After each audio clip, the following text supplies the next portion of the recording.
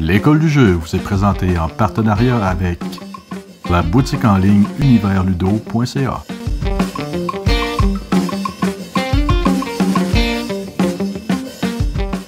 Salut la gang, c'est Joe. Aujourd'hui, je vous montre une petite découverte d'un jeu coop de Lost Expedition, un jeu pour 1 à 5 joueurs pour des parties de 30 à 50 minutes et pour des joueurs de 14 ans et plus. D'après moi, des enfants accompagnés d'adultes d'une dizaine d'années pourraient y jouer. Donc, comme à l'habitude, je vous montre les règles puis je vous reviens pour mon avis. Alors, pour la mise en place de The Lost Expedition, on va commencer par mettre les 9 cartes ici d'expédition. Sont numérotées en l'ordre pour avoir la dernière à la fin. Vous pouvez faire une partie d'introduction à cette carte si je vous montre le mode normal à 9 cartes. Également, on va choisir au hasard 3 expéditeurs ou au choix, c'est pas important. La seule importance, c'est que vous ayez les 3 pictogrammes comme ça ici, donc la boussole, la tente et la feuille. Également, vous allez avoir 2 aides de jeu qui vont vous résumer à quoi servent les icônes. Vous allez également donner à un joueur le jeton de leader qui sera le premier joueur. Donc, ce jeton-là vous permettra d'être à la fois le premier joueur et, en cas de mésentente, c'est vous qui allez prendre la décision finale. Vous allez avoir aussi ici un jeton qui va être le moment de la journée qui va alterner comme ça. Je vous montrerai tantôt durant les règles comment ça fonctionne.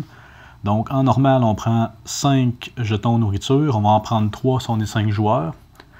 On va également prendre 3 balles de fusil et mettre 4 vies sur chacun de nos personnages, comme ça ici. Dans la version difficile du jeu, on va enlever un peu de points de vie à chacun de nos personnages. Pour terminer la mise en place, on donnera 2 cartes à chaque joueur. Vous en donnerez 3 si vous êtes 2 joueurs et on sera prêt à commencer. Donc, chaque manche sera représentée par une journée complète. Donc, vous aurez l'avant-midi et la fin de journée. Pour l'avant-midi, chaque joueur choisira de sa main une première carte qu'il placera ici pour former la première ligne de la partie.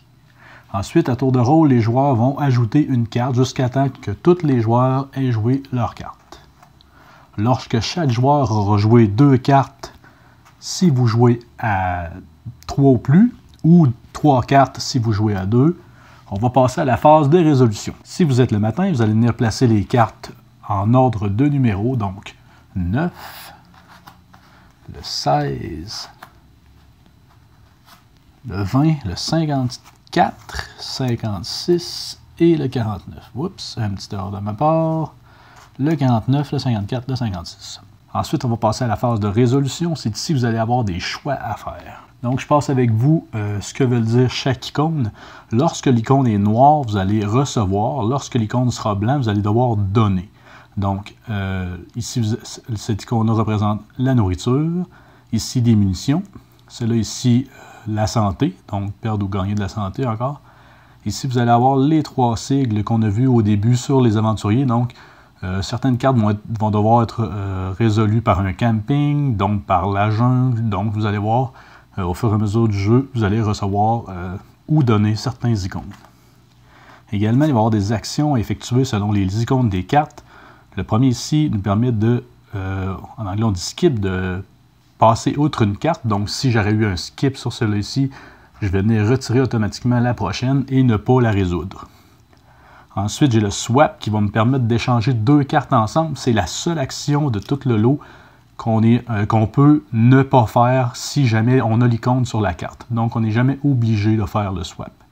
Ensuite, on a ici un remove qui va nous permettre d'enlever la dernière carte de la rivière de cartes. Donc, si j'aurais, mettons, un remove ici, je vais pouvoir enlever la dernière carte ici au bout. Ensuite, on a l'icône ajouter qui va nous faire ajouter une carte au bout. Donc, on va venir en piocher une nouvelle qu'on va ajouter ici au bout. Ça nous en fera une supplémentaire à résoudre. Ensuite, on va avoir l'icône pour avancer notre explorateur. Donc, je vous rappelle, le but est de prendre le petit explorateur jaune-là, de le faire avancer de carte en carte pour le rendre jusqu'au bout. Donc, c'est cette icône-là qui nous permettra de le faire. Et la tête de mort aussi, qui sera à éviter à tout prix, qui nous fera perdre un explorateur d'un seul coup. Donc, peu importe le nombre de vies restantes à cet explorateur-là, vous allez le perdre d'un seul coup. Ensuite, sur les cartes, vous allez avoir 3 niveaux de priorité, si on veut. Vous allez avoir les jaunes, qui sont des actions obligatoires, donc vous allez être obligé de les réaliser. Vous allez avoir ceux qui sont sur fond rouge, donc sur une carte, vous allez devoir choisir entre une des actions sur fond rouge, comme par exemple ici j'ai le choix de soit dépenser un campement ou perdre 2 vies. Ici, perdre une balle pour gagner une nourriture ou perdre 2 vies. Donc ici, c'est un peu thématique. Par exemple, je peux tirer sur le serpent pour faire une nourriture, ou si j'ai pas de balle ou je veux pas dépenser de balle, je peux perdre 2 vies par morsure de serpent, par exemple. Ensuite, on aura les dernières banderoles qui sont les banderoles bleues. Les banderoles bleues seront optionnelles, donc vous pourrez choisir de les réaliser ou pas, comme ici, dépenser une carte qui a une boussole pour avoir une carte avec une feuille. Ici, ça pourrait être intéressant, puisqu'ici, il nous demande une feuille et pas une boussole, donc je pourrais avoir déjà la feuille de cette carte-là que je pourrais utiliser. Je vous montrerai ça dans la phase de résolution, je vais vous en faire une avec vous. Donc, pour la résolution ici, je gagne une nourriture. On se souvient, les icônes fond noir, je gagne. Donc, je me prends une nourriture que j'ajoute ici à ma réserve. Ensuite, j'aurai le choix entre faire un camp ou perdre 2 vies. Pour faire un camp, on peut avoir une carte qu'on a ramassée subséquemment dans un autre tour. Dans ce cas-ci, j'en ai pas encore. Sinon, chacun de nos aventuriers a une spécialité. Donc, ici, Bessie est spécialisé dans les camps. Donc, quand on est spécialisé dans les camps, on perd seulement une vie et on réalise un camp. Si jamais je n'avais plus Bessie parce qu'elle serait décédée au cours de l'aventure, je pourrais le faire par exemple par Isabelle, mais Isabelle, comme elle n'est pas spécialisée en camp, devrait perdre 2 vies pour faire l'action du camp. Donc, par exemple, si j'avais pris Bessie, ici, cette carte-là est résolue, je la mets à côté de la défausse, et je passe à la suivante. Cette carte-là me fait perdre une vie, donc je peux choisir quel aventurier qui perd une vie. Disons, Isabelle vient de perdre une vie. Je peux, si je veux, échanger une boussole pour une feuille. Je ne vais pas le faire cette fois-là, et en plus, cette carte-là me faisait débarrasser de la prochaine carte, donc je ne vais pas résoudre le serpent. Ces 2 cartes-là sont résolues. Ici, je dois dépenser une feuille pour faire avancer l'explorateur, dépenser une boussole pour gagner une feuille, ou dépenser une feuille pour gagner une vie. Je vais donc dépenser comme Roy ou Roi, ou comme vous voulez, comme Roy sûrement. On n'a pas perdu de vie encore, je vais lui faire perdre une vie pour nous faire avancer. Comme ça ici. Donc, on se rapproche tranquillement de la cité perdue. Cette carte-là ici est résolue. Ici, soit j'ajoute 2 cartes, soit je dépense 2 camps. Pour faire avancer un peu les choses, je vais perdre 2 camps, donc 2 vies à Bessie, parce qu'elle est spécialisée en camp. C'était pas forcément le meilleur move, mais pour l'exemple, ça va faire la job. Ici, j'ai pas le choix d'ajouter une carte. Soit je vais perdre une boussole ou perdre 2 vies. Je vais perdre une boussole, Isabelle spécialisée en boussole. Ensuite, ici, j'ai le choix de perdre une nourriture pour enlever 2 cartes ou perdre une vie et une boussole pour avancer, perdre une nourriture et un camp pour avancer. Je suis pas mal magané. J'aurais pas le choix de perdre une bouffe pour enlever 2 cartes, mais je pourrais pas enlever 2 cartes parce qu'il n'y en a plus. J'ai plus trop de vie à dépenser, sinon je risque de mourir, donc je ne vais pas avancer tout de suite. Alors, vous avez vu comment on résout le matin. Un coup que le matin est fini comme ça, qu'on a tout vidé la piste des cartes, on va venir payer une nourriture pour nourrir nos explorateurs et tourner le jeton pour passer à l'après-midi. À l'avant-midi, les joueurs auront joué 2 de leurs 4 cartes, donc pourront jouer les 2 restantes. Donc, c'est un peu le jeu de dire, est-ce que je joue ces cartes-là le matin ou je les garde plutôt pour l'après-midi? Parce que l'après-midi, on a un petit peu plus de contrôle sur ce qu'on va jouer, plutôt que de placer les cartes en ordre, comme on a fait pour le matin.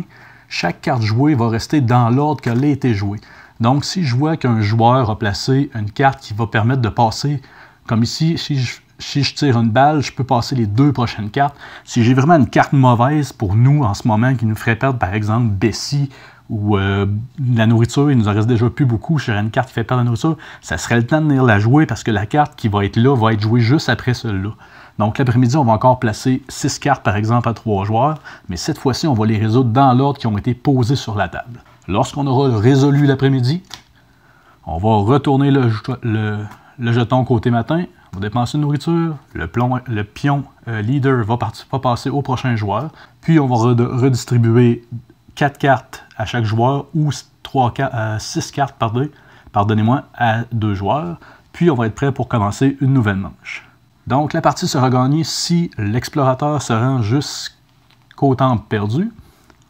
La partie sera perdue si plus aucun explorateur n'a d'énergie et est décédé. Également, je ne vous ai pas dit, si jamais il faut brasser le paquet de cartes, on va dépenser une nourriture pour brasser le paquet de cartes. Puis, si on vient qu'à être obligé de rebrasser le paquet de cartes une deuxième fois, on a perdu la partie encore une fois. Un petit détail en finissant, si jamais on a besoin de perdre un jeton de nourriture mais qu'on n'en a plus, on devra perdre autant de vie qu'il nous manque de pions de nourriture. C'est ce qui fait le tour pour les règles, donc à un joueur, il y aura quelques modifications à faire, c'est surtout sur le nombre de cartes et de nourriture, les balles et toutes ces choses-là. Et on aura aussi une variante de joueurs en compétitif, donc je vous laisse la découvrir dans le livret. Donc bonne partie. Donc de Lost Expedition, j'ai adoré le jeu. Une belle petite mécanique, pas trop compliquée, avec des belles décisions à prendre. Le jeu est magnifique, un peu comme une bande dessinée, nous aussi on dirait une bande dessinée européenne, en Europe vous allez dire comme une bande dessinée de chez vous, un peu à la Tintin.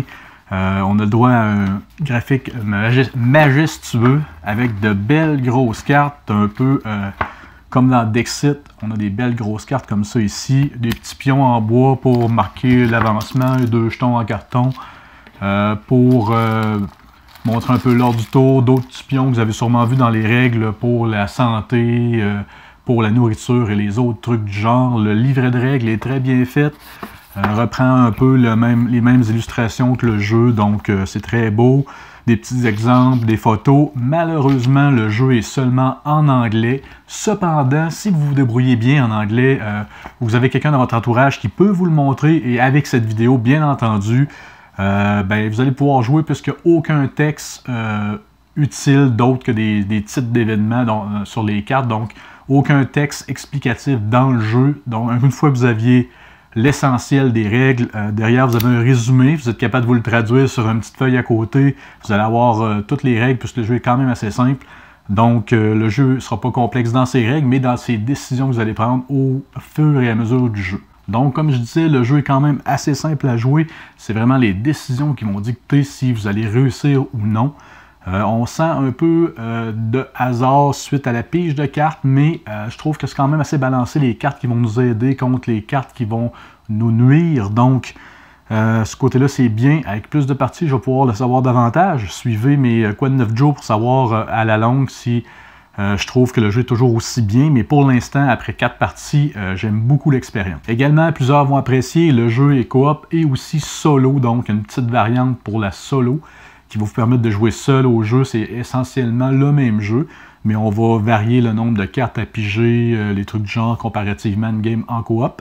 Aussi, il y a aussi moyen de jouer à 2 joueurs en modifiant un peu les règles. Encore une fois, c'est pas trop compliqué, c'est le nombre de cartes pigées qui va différer de la version 3 à 5 joueurs. Et également, une autre chose intéressante, on va pouvoir jouer non seulement à 2 joueurs, mais à 2 joueurs en coop ou en compétitif. Donc, il va y avoir une variante qui va nous aider à jouer un contre l'autre, qui est quand même franchement intéressante. Le seul petit point négatif, le jeu a beaucoup de cartes dans le jeu de base, mais à la longue, on va les savoir par cœur. Puis dépendamment de ce qui est sorti, on va se douter un peu des cartes qui peuvent arriver bientôt. Donc ce côté-là, peut-être un peu limité. Je sais qu'il y a une extension qui s'en vient, je crois, pour l'automne. Donc ça devrait colmater un peu le petit problème. Déjà, le jeu n'est pas très cher, donc c'est pas tant mal. Je pense qu'on va en avoir pour son argent pour le nombre de parties qu'on peut jouer avant de connaître trop les cartes. Ou si, en tout cas pour moi, c'est rare que je joue assez dans un espace collé, souvent au même jeu. Donc le temps que je rejoue, je vais avoir oublié un peu les cartes. Fait que c'est pas un gros point négatif, mais pour ceux qui ont tendance à prendre un jeu et à jouer à fond jusqu'à le connaître par cœur, peut-être que ce ne sera pas super long avant de connaître celui-là, par exemple. Donc, vous l'aurez deviné, The Lost Expedition est un jeu que je recommande et que j'ai grandement apprécié. J'ai très hâte de voir l'extension qui s'en vient. Également, si vous avez aimé la vidéo, je vous invite à mettre un pouce bleu, à aller sur notre page Facebook, liker la vidéo, la partager. Aussi, aller faire un petit tour sur notre site www.passionboardgame.com. Et je vous dis à la prochaine.